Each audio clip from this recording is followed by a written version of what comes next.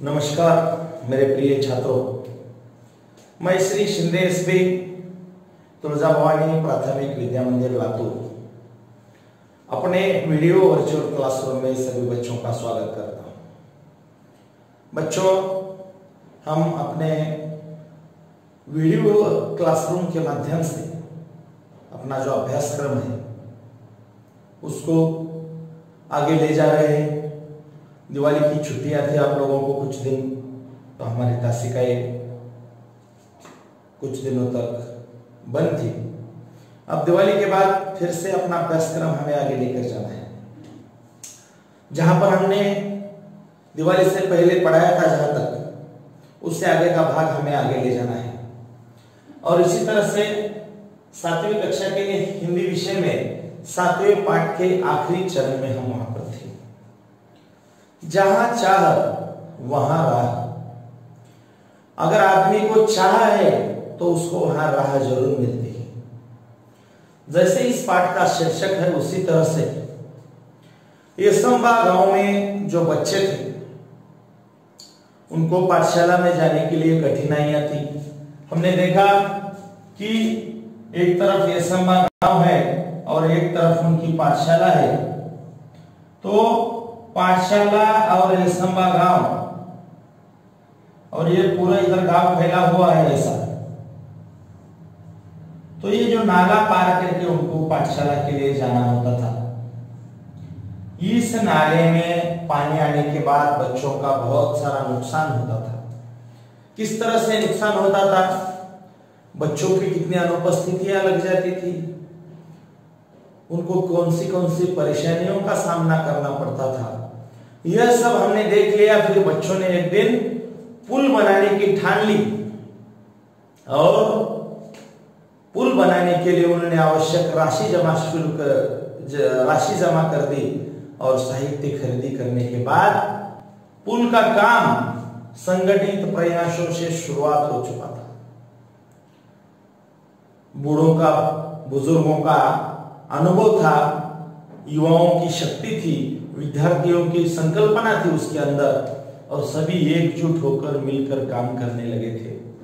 हमने पिछली दशका में देखा कि सीमेंट के पाइप खरीदे गए, पत्थर इकट्ठे किए गए, ईंटें आई, बंजर जमीन से मिट्टी खोदी गई, सीमेंट के पाइप आ गए, पत्थर आए, उसके बाद ईंटें आ गई बांधकाम के लिए, उसके बाद बंजर जमीन यानी जो उपजाऊ नहीं होती वो बंजर जमीन, वहां पर बहुत सारा हम उसे पत्थरों के छोटे छोटे टुकड़े की मिट्टी जो उसे कहते हैं, वहां की मिट्टी लाई गई।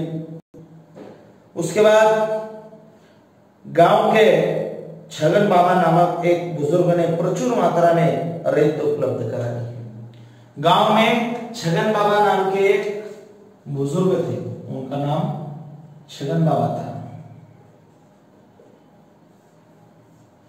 उन्होंने प्रचुर मात्रा में यानी भरपूर मात्रा में रेत, आप लोगों को मालूम है बांधकाम करना है तो रेत में सीमेंट मिलाने के बाद ही हम उससे बांधकाम बना सकते हैं। तो इसलिए उन्होंने विपुल मात्रा में, प्रचुर मात्रा में रेत इन बच्चों को उस पुल के वहां पर पुल के लिए उपलब्ध करा दी। पुल बनाने के लिए पूरे गांव के हाथ एक साथ मिट्टी का भराव भरने लगे। हर दिन स्वप्न पूर्ति की और एक एक कदम बढ़ाने लगा था। पूरा गांव मेहनत कर रहा था, पूरा गांव का हाथ मिट्टी में था। जो जिसको काम आता है वह काम वो कर रहे थे, और एक एक दिन स्वप्न पूर्ति की तरफ आगे बढ़ता जा रहा था। यानी हर रोज नया वहां पर कुछ बनने लगा था और उसमें से पुल आकार लेने लगा था। पुल, हमें जो पुल चाहिए था इस गांव में, वह पुल वहां पर बनने को तैयार था, बनने लगा था। तो इसी तरह से वहां पर पुल बनने लगा था, एक एक कदम और बढ़ने लगा था। अंततः आनंद की वह सुबह ही गई, वर्षों की कठिनाइयां दूर हुई। केवल 15 दिनों में ग्रामीणों और विद्यार्थियों के सामूहिक श्रमदान से पुल बनकर तैयार हो चुका था। और यहाँ पर लेखिका जी लिखती है कि आखिर वह आनंदमय सुबह आ ही गई। कौन सी सुबह आ गई? जिस दिन पुल बनकर तैयार हो गया। सिर्फ 15 दिनों में, 15 दिन लगे, सिर्फ 15 दिन सबने मिलकर काम किया। 15 दिन तक लगातार काम करने के बाद विद्यार्थियों, ग्रामीणों यानी सभी गांव वाले, इन सबके सामूहिक प्रयास से पुल बनकर तैयार हो गया और वर्षों की जो कठिनाइयां उनको आती थी, उन कठिनाइयों का हल वहां पर निकाला गया था। पुल बनकर तैयार हो गया था। पूरे गांव के लिए एक अद्भुत उपलब्धि थी। सभी ने एकता, संगठन और श्रमदान का महत्व भी समझा था। पूरे गांव के लिए एक बहुत अच्छी उपलब्धि थी, क्योंकि इस पुल के ऊपर जाने वाले सिर्फ विद्यार्थी ही नहीं थे, जानवर थे, खेतों में काम करने वाले किसानों के जानवर उनके साथ थे, किसान खेतों को जाने वाले थे, औरतें, बूढ़े, बच्चे सभी जो खेत और पाठशाला जाने वाले थे, उन सभी के लिए यह एक बहुत ही अच्छी उपलब्धि थी। और इसी के चलते एक गांव के लिए बहुत ही बड़ी उपलब्धि थी और सभी गांव ने संगठन का, श्रमदान का महत्व क्या होता है उसको भी बहुत अच्छी तरह से समझ लिया था। बरसात के इस बार भी नाले में पानी भरा था, पर विद्यार्थी हंसते खेलते पुल से पाठशाला की राह जाने लगे। पुल भी विद्यार्थियों के हौसलों की दाद देता, मानो मनी ही मन कह रहा था, जहां चाहे वहां रहा। अब इस साल भी बरसात आ गई, नाले में पानी भी आ गया, लेकिन नाले का पानी बहता रहा, विद्यार्थी पुल के ऊपर से पाठशाला जाते रहे, यानी उनको पाठशाला जाने में कोई भी रुकावट नहीं आ चुकी थी। क्यों? पुल बनकर तैयार हो गया था, इसलिए विद्यार्थी हंसते खेलते पाठशाला जा रहे थे। और पुल भी मानो उनके हौसले की दाद दे रहा था और क्या कह रहा था, जहां चाह वहां रहा, यानी जहां पर चाहत है वहां पर रहा अपने आप मिल जाती है। कितनी भी कठिनाइयां क्यों हमारे सामने न आ जाए, हम उस कठिनाइयों का डटकर मुकाबला करके आगे निकल जा सकते हैं, उस पर हम मात दे सकते हैं उस संकट को। यह सीख हमें इस पाठ के दौरान सीखने को मिलती है। जुई ने अपने बड़े भाई की सहायता से पुल का उद्घाटन वृत्तांत बनाया और संगणक की सहायता से शिक्षा निरीक्षक के सामने प्रस्तुत किया। और जुई नाम की जो उनकी एक छात्रा थी, उसने अपने बड़े भाई के माध्यम से इस पुल का जो उद्घाटन हुआ था, उस उद्घाटन का एक अच्छा सा वृत्तांत बनाया और संगणक के माध्यम से अपने शिक्षा निरीक्षक के सामने उसको प्रस्तुत कर दिया था। इसका अनुवाद जो है वह संजय भारद्वाज जी इन्होंने किया हुआ है। हमारे सामने अनुराधा मोहिनी जी ने एक बहुत ही अच्छा, बहुत ही बड़ा हमें सीख देने वाला पाठ रखा है, इसलिए हम उनका भी बहुत ही अपने सीख के लिए धन्यवाद करते हैं। और यहाँ पर जो हमारा ये 7वां पाठ है ये खत्म होता है, लेकिन इसके नीचे का जो व्याकरण है, कठिन शब्दार्थ है, मुहावरे हैं, उनके बारे में मैं आपसे इस चर्चा करने वाला हूँ। देखिए, लांघना यानी पार करना, असर यानी परिणाम, बकवास यानी व्यर्थ की बातें, निदान यानी समाधान, माहौल यानी वातावरण, हल यानी निराकरण, भांपना यानी अंदाज लगाना, हौसला यानी हिम्मत, राशि यानी धन, प्रचुर यानी अधिक मात्रा में।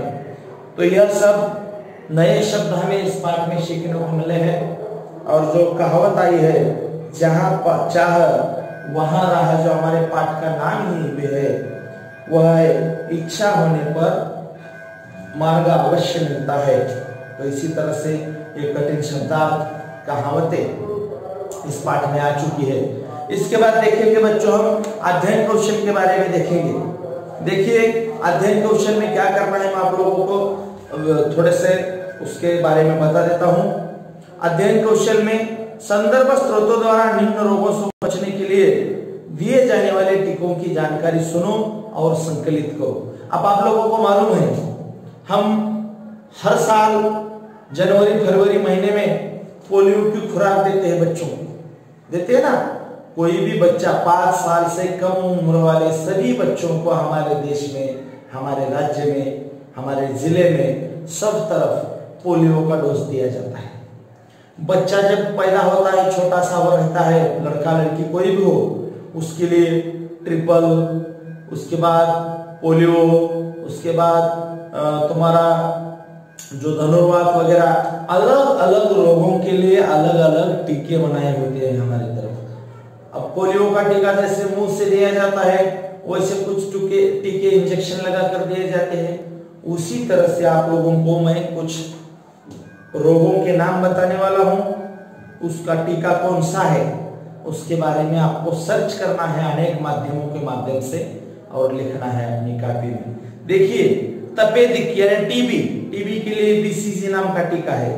उसी तरह डिफ्थीरिया, खसरा, rotavirus, typhoid, rubella, hepatitis A, tetanus, इन रोगों के लिए कौन कौन सा टीका चाहिए यह आप लोग किताब लीजिए, आपका पान नंबर 21 के ऊपर उन रोगों के नाम दिए गए हैं और आप इंटरनेट में खोजिए, आप किताबों में खोजिए, आप अनेक मार्ग है आपके पास खोजने के लिए। इन टीकों का आप लोगों को नाम ढूंढ कर निकालना है, यही बात आप लोगों को करनी है।